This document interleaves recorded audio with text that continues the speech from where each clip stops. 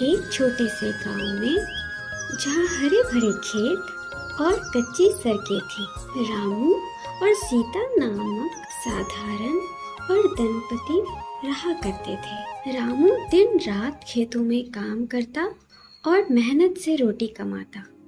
वही सीता घर संभालती, सारा दिन घर के काम करती, खाना बनाती और पड़ोसियों के साथ हंसी मजाक करके पूरा दिन गुजारती। उनका एक लौता बेटा मोहन था, जिसके सपने गांव की तंग गलियों से कई बड़े थे। मोहन का दिमाग बहुत ही तेज था। वह पढ़ाई में भी अच्छा था, क्लास में हमेशा अव्वल ही आता था। उसकी आंखों में शहर की चमक थी। वह हमेशा अपने माँ बाप से कहता, माँ बाबा, मैं एक दिन बहुत बड़ा आदमी बन जाऊंगा और शहर जाकर खूब सारे पैसे कमाऊंगा और आप दोनों का नाम रोशन कर दूंगा।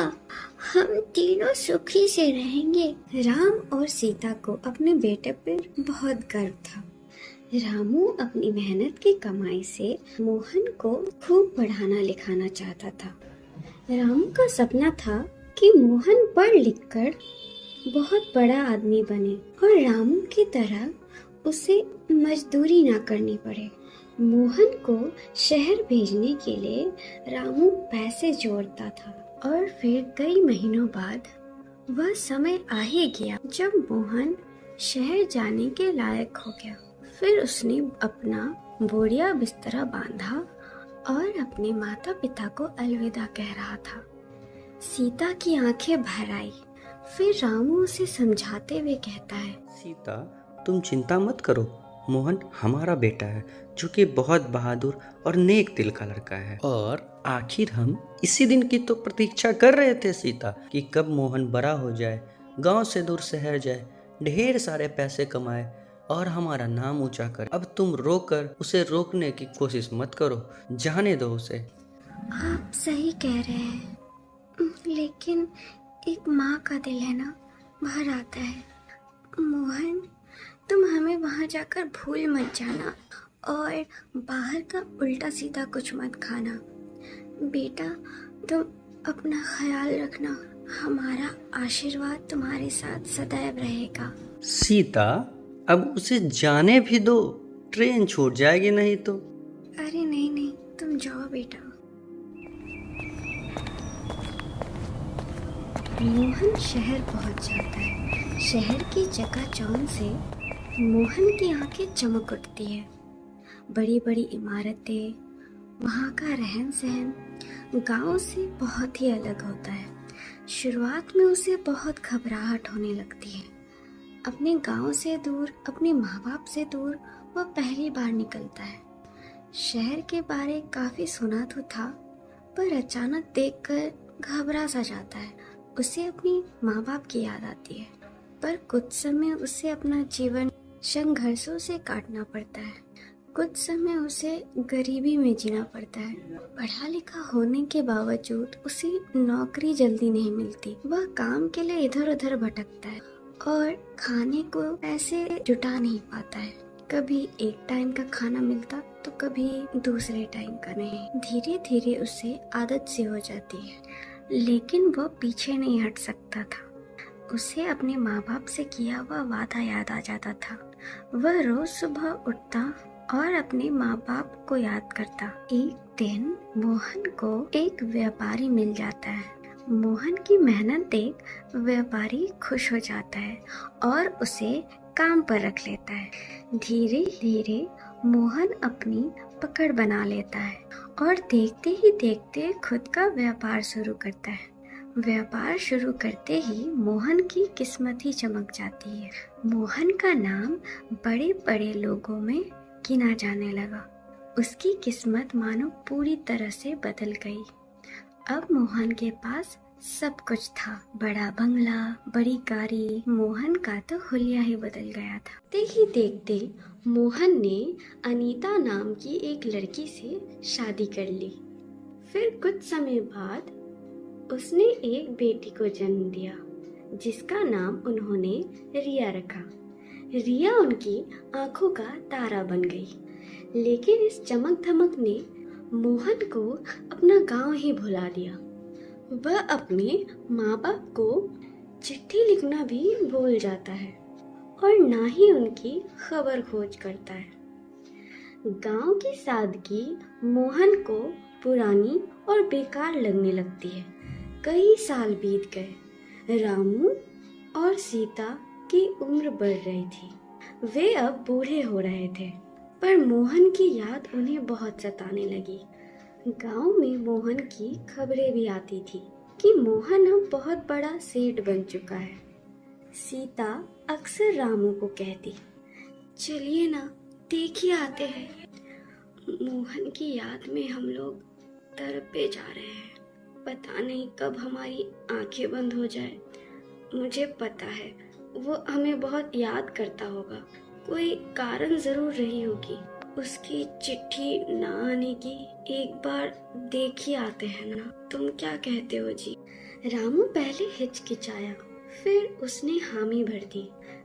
फिर ट्रेन से शहर को रवाना हो जाते हैं। वे दोनों मोहन के बंगले के सामने खड़े थे। उनकी आंखें फटी की फटी रह गई। इतना बड़ा बंगला शायद उन्होंने कभी न सोचा था। बंगले के बाहर एक बड़ा सा गेट था। वे लोग काफी झिझकते हुए गेट को खटखटाते हैं। फिर एक नौकर गेट खोलने आता है। फिर मोहन सूट बूट पहने वहां आ जाता है। उसके माँ बाप, जो फटे पुराने कपड़े, चेहरे पे झुर्रियां और थकान लिए खड़े थे, उन्हें वो पहचान नहीं पाता है। फिर वो उनसे पूछता है, आप लोग कौन हैं और यहाँ क्यों आए हुए हैं? फिर सीता कहती है, बेटा तू हमें पहचाना नहीं? मैं तुम्हारी माँ और ये तुम्हारे बाबूजी। तू मजाक कर रहा है ना बेटा? तू तो आया नहीं। देख, हम ही लोग आ गए तेरे पास। कैसा है तू? कितना बड़ा हो गया है, और ये सूट बूट, बिल्कुल हीरो लग रहा है तू। इधर आ बेटे। मोहन अपने माँ बाप को पहचान लेता है, पर मानने से इनकार कर देता है, क्योंकि पड़ोसियों की नजर उन पे आ जाती है। वे लोग गौर से उसे देख रहे थे। मोहन सोचता है कि इन गरीब बुजुर्ग को अगर वो अपने माँ बाप बता दे तो मोहन का अपमान हो जाएगा, सोसाइटी में उसकी बदनामी हो जाएगी। इसीलिए वह गुस्से से कहता है, अरे कुछ भी, तुम लोग बोल दोगे मैं तुम्हारा माँ बाप हूँ तो क्या मैं मान जाऊँगा? बड़े बड़े लोगों को देख के ऐसे ही तुम लोग जैसे लोग बोलते हैं कि मेरा बेटा है, मेरा बेटा है। मेरा वक्त जाया मत करो और तुम लोग यहाँ से चले जाओ। सीता बिलक कर रोने लग जाती है। फिर रामू उसे संभालता है और समझाता है, सीता चलो यहाँ से, शहर की चकाचौंध ने इसे अंधा कर दिया है। ये अपने बूढ़े माँ बाप को भी भूल चुका है। चलो यहाँ से सीता, एक दिन ये खुद ही आएगा हमारे पास। सीता और रामू निराश होकर गांव लौट आते हैं। सीता का दिल टूट चुका होता है। उसे विश्वास ही नहीं होता कि उसके बेटे ने ऐसा किया है। सीता अब भी इसी उम्मीद में थी कि उसका बेटा एक दिन लौट आएगा। फिर रामू भी सीता को हरदम समझाता रहे, सीता कब तक याद करोगे उस नालायक को? भूल जाओ उसे, वो नहीं आने वाला अब कभी। समय बीतता गया और मोहन उस शहर का सबसे रईस आदमी बन गया। पर ये चकाचौंध कब तक साथ देती? मोहन की जिंदगी में एक तबाही आई। उसकी बेटी रिया, जो उसे जान से प्यारी थी, अचानक बीमार पड़ गई।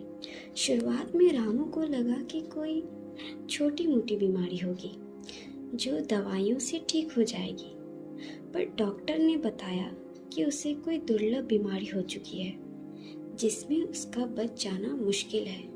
अनीता और मोहन दिन रात रिया की सेहत के लिए दुआएं मांगते।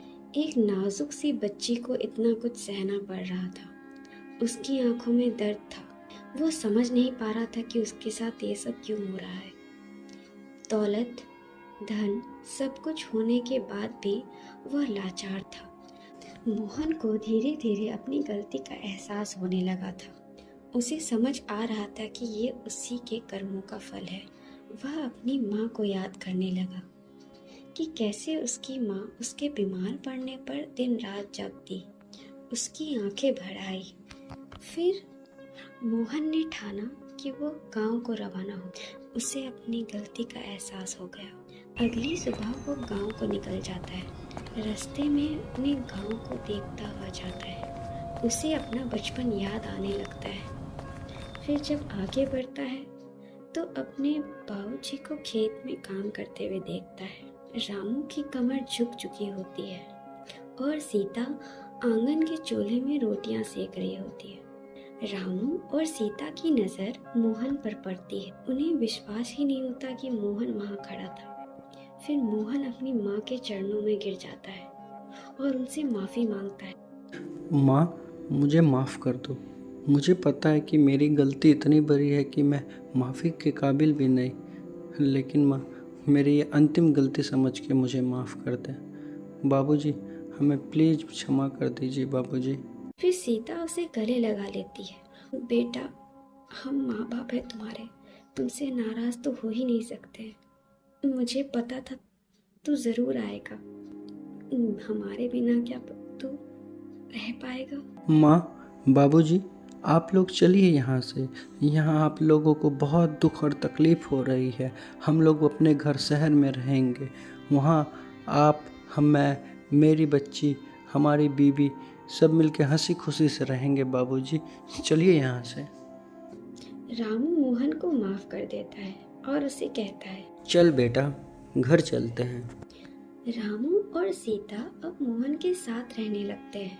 सीता रिया का पूरा ख्याल रखती है। उसे हल्दी दूध पिलाती, घरेलू नुस्खे आजमाती ताकि रिया जल्दी ही ठीक हो जाए। रिया की पुरानी मुस्कान वापस आने लगी थी। वह पहले की तरह खेलने लगी थी। धीरे धीरे उसकी बीमारी में सुधार आने लगता है कि जो काम दवा नहीं कर सकी वह बुजुर्गों की दुआ काम गई। फिर एक दिन रिया सीता से कहती है, दादी, मैं आप लोगों के कारण ठीक हो गई हूँ। Thank you so much. Mohan और अनीता की आंखें भर आई। फिर उन्होंने माँ बाबूजी का आशीर्वाद लिया।